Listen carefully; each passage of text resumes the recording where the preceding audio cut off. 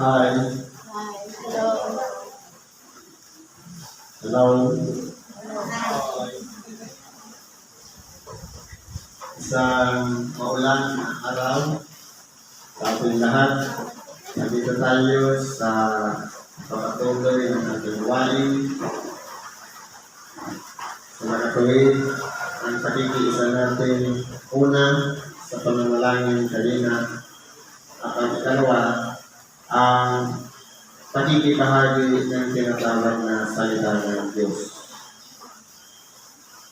Yan po, meron tayong mga bisita sa ngayon na bibigyan natin ng buhay at papaliwanag kung ano ba ang nais ng Diyos na ipatid sa bawat isa sa atin.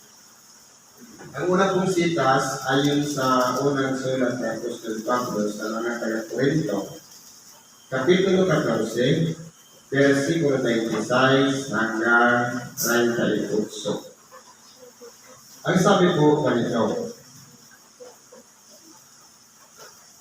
ano nga ito mga kapatid? Pagka kayo'y nagkakatipon, ang bawat isa sa inyo'y may isang awit, may isang aral, may isang pahayag, may wika, may pagpapaliwanag. Gawin ninyo ang lahat ng mga bagay sa ikatitibay. Ayun po, kung titingnan natin ang mensahe, nakapokus siya sa tinatawag na isa. Ang sabi, isang awit, isang aral, isang pahayag, isang may wika, may isang pagpapaliwanag. Ibig sabihin, kung tayo po, pagamat magkakaiba-iba ang ating pamantayan sa pinag-aralan o sa kaalaman o sa mga biyaya na tinanggap natin. Halimbawa, merong mahusay umawit, merong mahusay magpahayag, meron naman isang aral o may isang nagpapaliwanag. Bagamat hindi lahat mga awit, hindi lahat magaling magpaliwanag o magpahayag, pero kinakailangan po gumagawa tayo bilang iisa. Ano pong ibig sabihin nun? Kung halimbawa, sa oras ng awitin, kahit wala tayo sa tono, hindi tayo marunong kumanta, ang mahalaga po, nandun tayo nakikiisa kahit na tagapakinig lamang. Ganun din naman sa nagpapahayag. Dahil yung magpapaliwanag o magpapahayag naman siya naman yung may kalooban ng Diyos o binigyan ng karapatan para magpaliwanag ng mga pahayag, kinakailangan naman yung mga awit ay tumahimik naman at makinig naman ng pagpapaliwanag. Kaya po, kung titingnan natin, sa mga kababaihan, itinuturo talaga ang umawi. At ganoon din, pwede rin silang magibahagi, pero kinakailangan nila alamin muna ang mga kasulatan bago nila gawin ang mga bagay kung naaayon ba sa loob ng Iglesia, kung ano ba ang karapatan ng isang babae. Kaya po, dito po sa araw na ito, kung tayo po ay may isang awitin, mayroon tayong isang pahayag, dapat po lahat ng yan magkakaugnay, iisa lang po ang isipan natin. Ibig sabihin, para lahat yan sa katutuko natin, sa katikaalam natin, at ganoon din sa ikaluluwa natin ng Diyos. Sapagkat kung hindi dahil sa Kanya, wala po tayong kakayahan gawin ang mga bagay na ipinahayag sa bawat isa sa atin. Dahil, siyempre lahat naman tayo nag-uumpisa sa walang alam, sinasanay hanggang sa matuto, kagaya ng pag-awit, at ganoon din sa pagpapaliwanag o pagpapahayag ng salita ng Diyos. Pero po, iyan po ay ginagawang iisa para sa ikatitibay. Ibig sabihin, magtutulungan po tayo, bawat isa sa atin, kung sino man ang nasa kahinaan, tulungan natin na maging matatag, maging malakas, upang sa ganun, tumibay din ang kanyang pananalig at pananampalataya sa Diyos. Pero po, sa bagay na ito, ano po ba ang mga ikatitibay? Unang-una, idaan natin sa basic, sa pananalangin, sa mga pagpipigil ng sarili, pag-ayuno, at ganoon din sa iba-iba pang mga bagay na ikapapahamak natin, walang iba ang ating pagsasalita. Doon po kasi napapahamak ng tao. Ano ba sabi dito? Kung nagsasalita ang sino man ng wika, maging dalawa o huwag higit sa 3 at sunod-sunod, at ang isa'y magpaliwanag.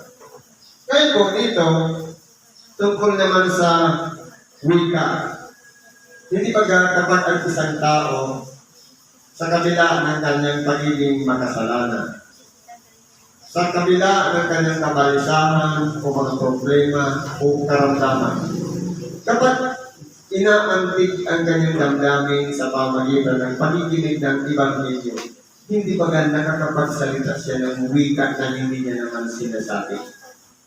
Nakakapagsalita siya sa pangalan ng kagilang Panginoon, napapuri sa Diyos, na yun po ay ibang wika para sa kanya dahil hindi niya naman nakasanayan na palaging sampitin yun. Kaya po dapat ipinapaliwanag po yun, na kaya ang isang tao nakapagsalita, napapurihan ang Diyos, dahil po nabagbag ang kanyang kalooban at nagsisi at nagbalik loob sa Diyos. Kung baga naantig ang kanyang damdamin, kaya siya nakapagsabing, Glory to God. Praise the Lord. Mahirap po gawin yan. Kahit yung pagsang-ayon, yung amen. Hindi natin magagawa yan kung tayo po ay nasa sanglibutan mga gawa. Sapagkat yan po ay sumasalungat sa ating mga gawa ang pagsamgit niya kung hindi pa tayo nakakarinig ng salita ng Diyos. Kaya kinakailangan idaan muna sa pakikinig, sa pag-unawa, kapag pumasok na sa puso at nakilala niya sa kanyang sarili na siya'y makasalanan, doon na po papasok ang pagsisisi at pagbabalik loob sa Diyos. At saka na po magagawa niya ang mga bagay na naayon sa kalooban ng Diyos, ang magsalita ng mga wika. Dapat kung walang tagapagpaliwanag ay tumahimik siya sa iglesia at siya ay magsalita sa kanyang sarili at sa Diyos.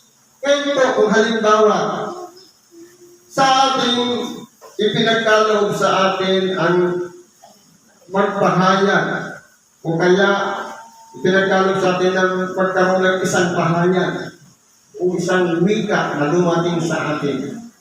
Marahil kung yan po ay hindi naman maipagpapaliwanag o hindi naman maunawaan sapagkat tayo po kasi tumitingin sa katayuan ng tao. Pero kapag isang tao po ay nagsisi at nagbalik loob sa Diyos, may mga imposible po kasi siyang sasabihin na hindi natatalos ng ating pag-iisip na siya pala ay kayang baguhin ng Diyos.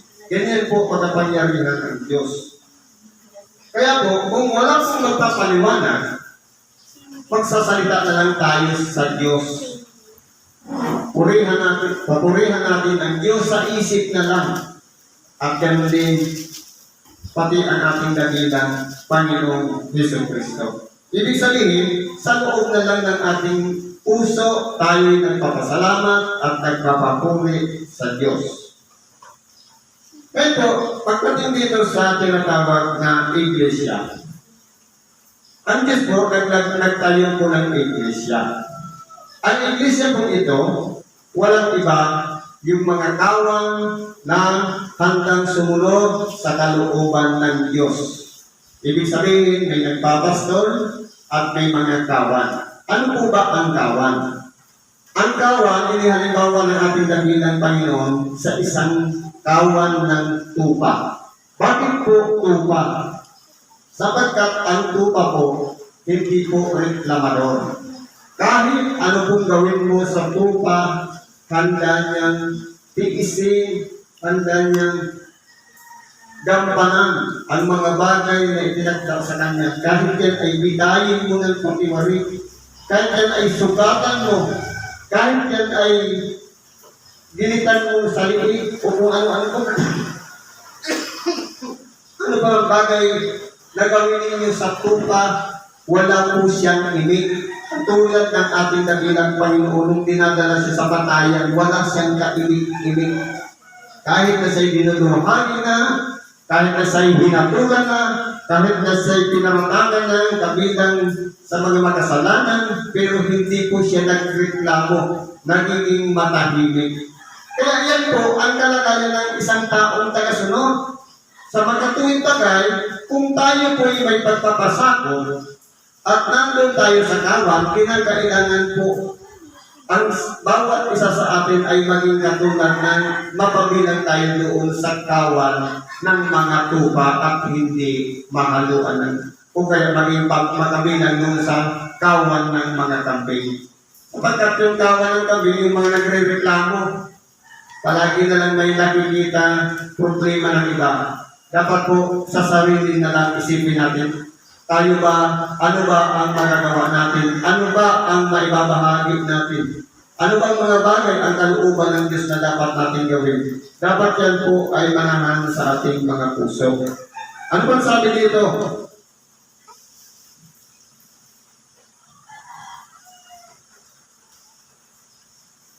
At ang dalawa o tatlo sa mga propeta ay nagsipagsalita at ang iba ay nagsiyasat. Totoo po, kung halimbawa talaga sa bawat isa sa atin. Kasi dito, iniuugnay pa ito ni Apostol Pablo sa pahayag ng mga propeta. Kaya po sa panahon natin, sa pahayag naman ng mga lingkod ng ating dakilang Panginoon sa makatuwid yung mga alagad niya. Kaya po, kung tayo, first time lang nating ma-observe o makita, siyempre normal sa atin ang magsiyasat. Bakit kaya may ganyan? Bakit kaya may ganon? Kung halimbawa, ang bawat isa sa atin pinagpapahayagan ng propeta at ngayon hindi naman natin kaya ipaliwanag sapagkat malalalim yung mga pahayag ng mga propeta, mahihirapan po tayo. Kaya kinakailangan natin magsiyasat. At doon na po papasok ang tagapagpaliwanag para maunawaan natin kung ano ba ang mga pahayag ng mga propeta. Lalong-lalo na po sa panahon natin ngayon. Sa mga pahayag naman ng mga lingkod o alagad ng ating dakilang Panginoon, kinakailangan din natin magsiyasat. Alamin natin kung ano ba ang ibig sabihin ng pahayag ng mga espiritu. Ano bang sabi dito? Dapat kung may ipinahayag na anuman sa isang nauupo, ay tumahimik ang nauuna. Kung halimbawa, sa ating pagtitipon-tipon, meron pong isang tao na pinagpahayagan. Yung nauna, na bagamat siya ang namumuno o siya ang nagdadala kung paano gawin ang pagpupulong o kaya pag-uusap, kung sino yung pinagpahayagan, siya po ang binibigyan ng karapatan mag-share. Katulad po ng Bible study na ginagawa. Kung sino man ang may naiisip o mga ideya, sapagkat hindi po natin natatalos ang kaalaman ng bawat isa. Meron sa atin ang tingin natin dahil walang pinag-aralan hanggang doon na lang. Pero hindi natin alam, hindi po kasi tumitingin ang Diyos sa laman o natapos ng bawat isa sa atin. Hindi po tumitingin ang Diyos sa diploma. Hindi po siya tumitingin sa kataasan ng ating pinag-aralan.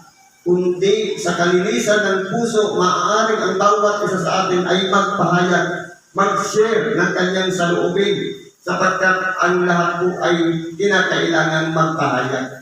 Kaya kung titingnan natin sa Bible sharing, hindi pa na ino-open siya, sapagkat meron sa atin na mas malawak ang pang-unawa, meron naman mas maiksi lang yung pang-unawa. Meron na nakatalos ng mga bagay na malalalim, mga hiwaga ng Diyos. May mga tao naman na hindi makakunik, hindi maibahagi o wala, parang kumbaga nahihirapan siyang kahit tanggapin lang yung aral sa pamamagitan na lang ng pakikinig, lalo na yung mag-share. Pero hindi po nangangahulugan, hanggang doon na lang yun. Nag-i-improve po ang bawat isa sa atin. Depende po sa ating paghahanda at paglilinis ng ating mga kalooban. Kung tayo po'y karapat-dapat, maaari po tayong gamitin ng Diyos upang magpahayag ng kanyang salita. Kaya po, nasa bawat isa po sa atin. Ano pa sabi dito? Sapagkat kayong lahat ay makapanguhulang isa-isa, upang ang lahat ay mga suto at ang lahat ay maaralan. Ibig sabihin, ito po pala ay sharing. Para maabot yung kaalaman ng isa, dahil mayroong mas magandang ideya ang isa, kapag ibinahagi yun, i-absorb naman yun ng isa, malalagdagan ang kanyang kaalaman. Ganun po yun.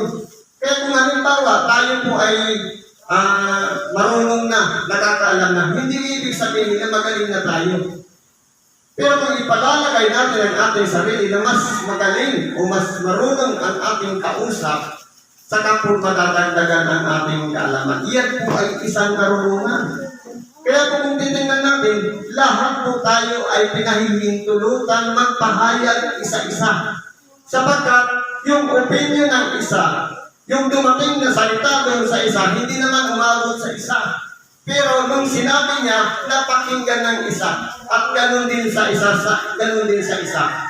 Ibig sabihin, kapag pare-parehas po sila nagpapahayag o nagsishare ng mga kaloob ng Diyos, depende sa kung ano yung umabot sa kanyang unawa, doon na po napagtitibay ang bawat isa at nagkakaroon na ng karagdagan ng kaalaman sa bawat isa dahil sa sharing sa pagpapahagi ng bawat isa.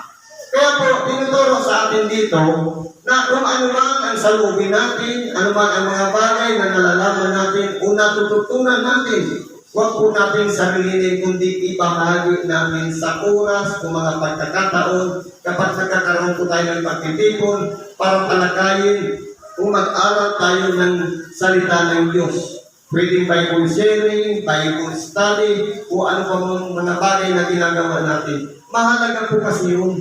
Kaya po, kung halimbawa, dinatnan tayo ng salita, pwede tayo magpahayag, i-share natin yung nauunawaan natin, sapagkat may mga tao naman na hindi rin maabot ng unawa. Kapag yan ay isinir at narinig ng kapwa natin, titibay din po siya. At tayo magkakaroon ng pagtitibay sa isa't isa. Dahil po iisa lang ang Espiritu na nagdidikta sa isa, hindi ibig sabihin na mas marunong na yung isa o mas magaling na ang isa, kundi tayong lahat ay ginagamit lamang ng iisang Espiritu sa makatuwid bagay ang Espiritu Santo upang tayong lahat ay managpahayagan sa isa't isa. Ano ba sabi nito? At ang mga espiritu ng mga propeta ay nasasakupan ng mga propeta. Kaya kung noong pong panahon, kapag nagpapahayag ang isang tao mula sa espiritu ng isang propeta, nasasako po yung pahayag ng mga propeta. Sapagkat yung propeta, nagkatawang tao din na nagpahayag, nagsulat ng mga kasulatan na ayon sa pahayag ng Diyos sa kanya, kaya siya ng hula. At ganun din, kung ang espiritu ng propeta ay nananahan doon sa mga tao na ginagamit yung mga hula ng mga propeta, ibig sabihin, nasasakop pa rin ng mga propeta yung espiritu nagpapahayag doon sa mga tao. Kaya po, sa buhay natin ngayon, halimbawa, sa panahon naman ng magbabago, ang mga espiritu ng mga alagad ng ating dakilang Panginoon ay nasasakop ng mga alagad ng ating dakilang Panginoon. Sapagkat sila po ang totoong nakaranas ng mga kahirapan, ng mga pag-uusik, ang mabilanggo, ang tuksuhin, at kung ano-ano pang kahirapan bago sila namatay. Kaya po ang mga espiritu, iyan po ay nasasakop ng mga tunay na yung mga alagad ng ating dakilang Panginoon, nasasakop niya yung mga kamatayaan. Ganun po yun. Ganun din naman sa mga espiritu ng propeta, nasasakop ng propeta. Ibig sabihin, yung mga espiritu naman na ng mga pataya, nasasakop din naman ng mga alagad ng ating dakilang Panginoon. Sapagkat yung iliw na isang bahagi lamang na yung mga alagad ng ating dakilang Panginoon, meron siyang katawan laman, meron siyang kaluluwa at espiritu. Pero yung espiritu lang ng mga propeta, yun ay bahagi lamang ng sangkap ng tao.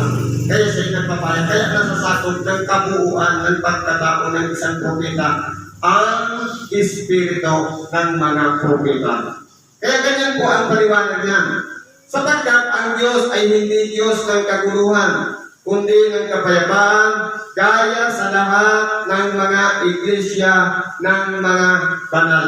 Kaya po dito, ang Diyos po ay hindi Diyos ng kaguluhan. Kaya po siya gumagawa sa iisang layunin. Iisang espiritu ang nagliligtas, iisang espiritu ang nagtuturo. Kaya po, kumbaga, kahit ang pinanggagalingan ng mga pahayag, magkakaiba-ibang kaisipan, magkakaiba-ibang saloobin ng tao. Pero kung siya'y nagpapahayag po, isang espiritu lang po ang tumilig kanyan. Ibig sabihin, kung yan po ay nagkakaisa at hindi nagtatalo-talo o nag-aaway-away dahil lamang sa mga pahayag, ibig sabihin, isang espiritu lang ang nagpapahayag sa bawat isa. Kaya sila'y nagkakaunawan.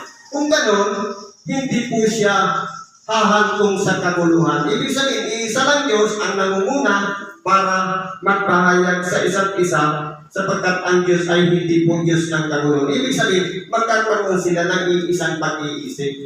Hindi sila magtatalo-talo o magkakaroon ng anumang argumento o pag-aaway-away na sasabihin na mas magaling ang isa sa isa, kundi lahat sila ay magtuturuan at magbabahaginan sa isa't isa ng mga aral na kanilang tinanggap.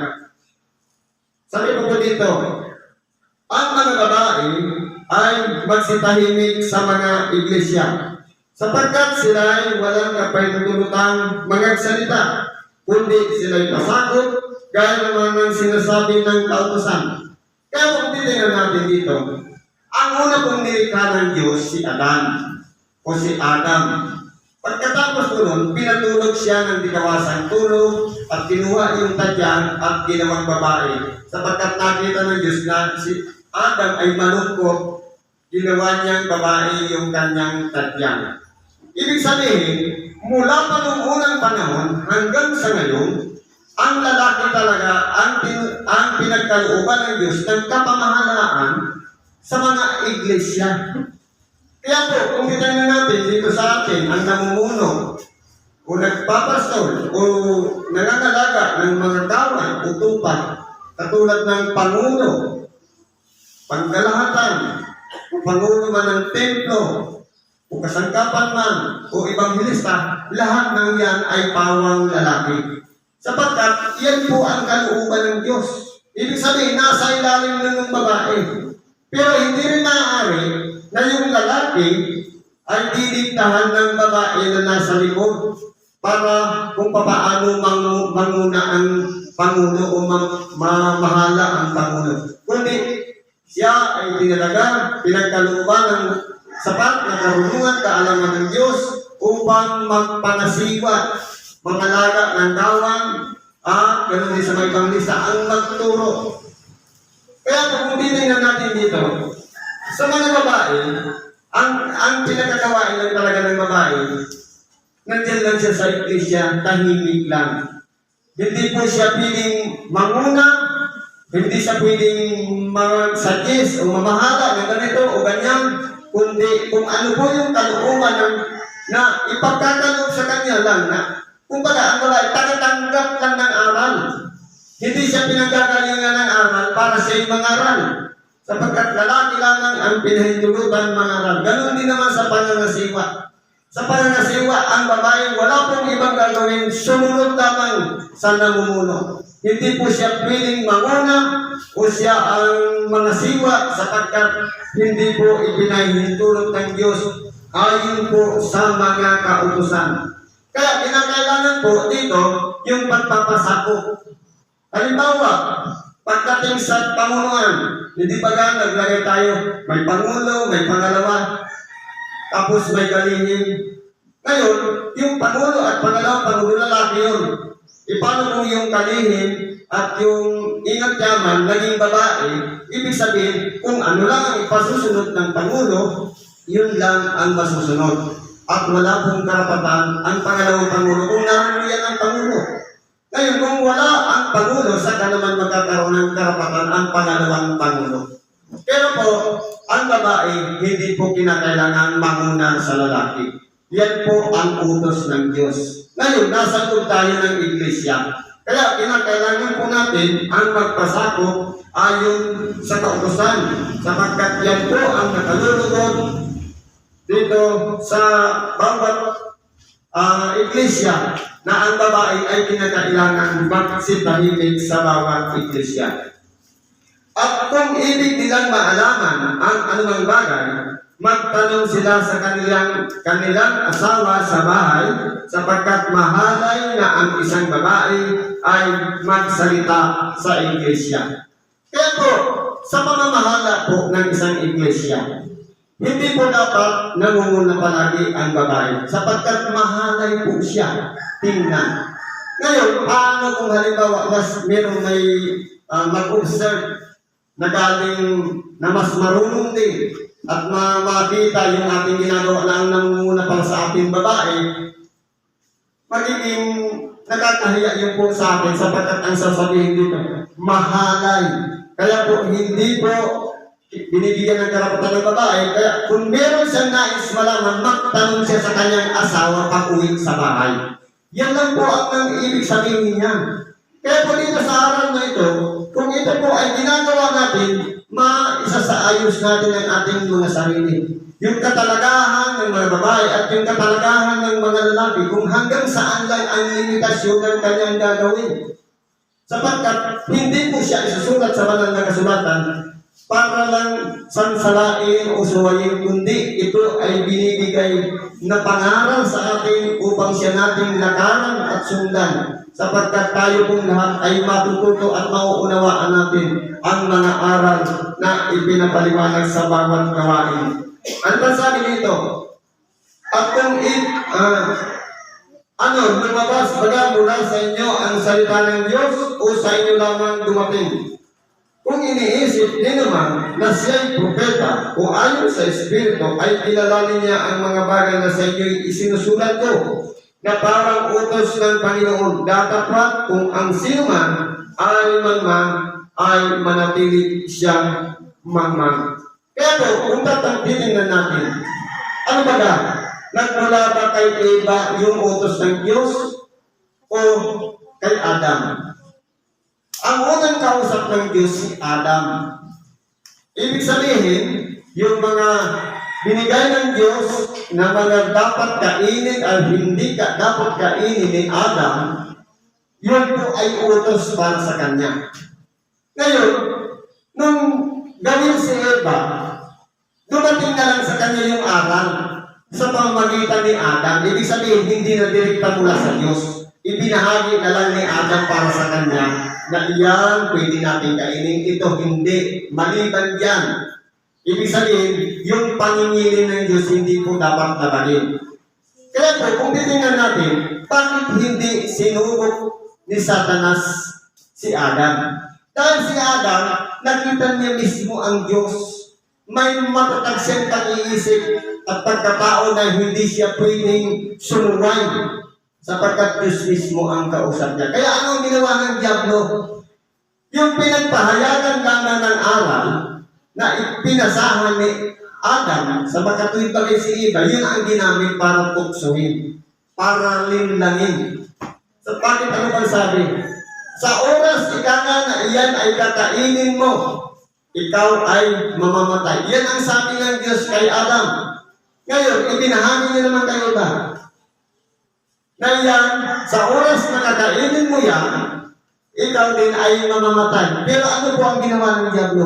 Hindi ka mamamatay, kundi magiging Diyos ka rin naman. Ngayon, kung titignan natin, parang sinuhulan pa ni Satanas. Magiging Diyos pala ako, magiging kaparehas na ako ng Diyos. Kaya nung mapakinggan yun, parang ang sarap pakinggan sa kalagayan ni Eva.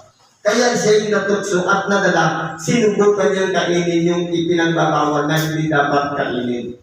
Totoo po, namatay sila sa papaanong paraan. Yung koneksyon nila sa Diyos.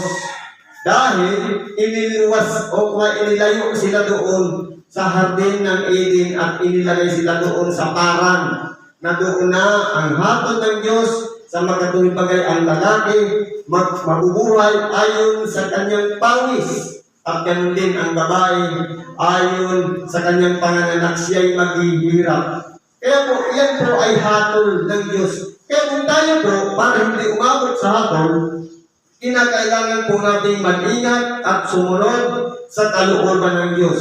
Kaya po, yung pinagpasahan lang ng aral, kinakailangan po, masiyahan na tayo kung tayo tumanggap lang ng aral. Pero hindi po tayo dapat maging tagapangarap kung tayo ay isang babae.